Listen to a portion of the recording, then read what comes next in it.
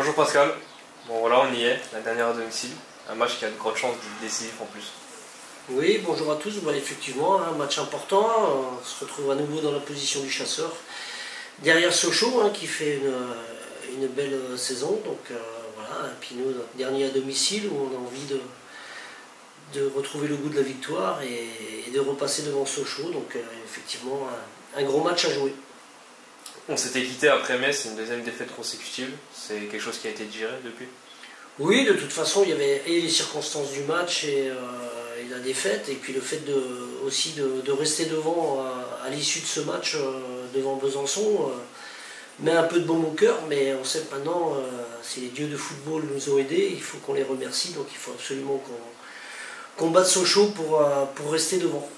Depuis, vous avez eu 2 semaines de préparation, comment est-ce que vous avez occupé cette période? La première semaine, plus une semaine de régénération par rapport à tous les efforts faits depuis plusieurs mois. Et puis là, vraiment focus toute cette semaine sur un travail tactique bien précis pour contrer cette équipe et nous permettre d'être performants. Comme on le sait, dans ce type de rencontre, le soutien extérieur, ça peut être une force supplémentaire. Est-ce que tu as un message à faire passer aux supporters? Oui, effectivement. Après, moi j'appelle surtout aussi déjà l'ensemble du club, que ce soit les éducateurs, leurs catégories qui viennent encourager l'équipe première. Pour moi, c'est un fait qui doit être une obligation de venir quand une montée peut se jouer. Donc voilà, et puis les spectateurs doivent se transformer en supporters. Et nous, on doit se transcender, mais on a besoin aussi d'un deuxième homme qui se transcende. Et quoi de mieux que le faire à domicile contre Sochaux qui est juste devant nous. Donc voilà, à nous de les emmener, mais à eux aussi de nous pousser pour être encore meilleurs.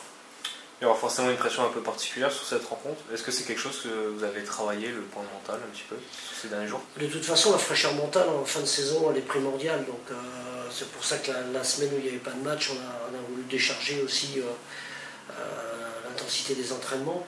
Mais voilà, c'est la fraîcheur mentale qui va faire la différence depuis plusieurs semaines, je le dis. Nous, on n'a pas été performants sur les 2 matchs, mais je n'ai pas trouvé de fatigue mentale.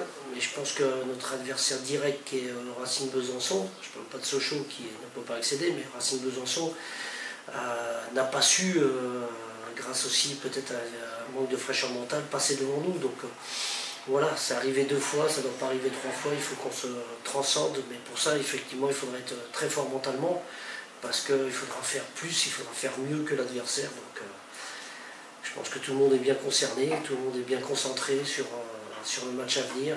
Et il faut dire à tout le monde qu'il faudra lâcher les chevaux. Au niveau médical, Moïse Mbemba est absent cette dernière semaine. Virgile Pichoki a eu une petite alerte cette semaine. Qu'en est-il de leur état?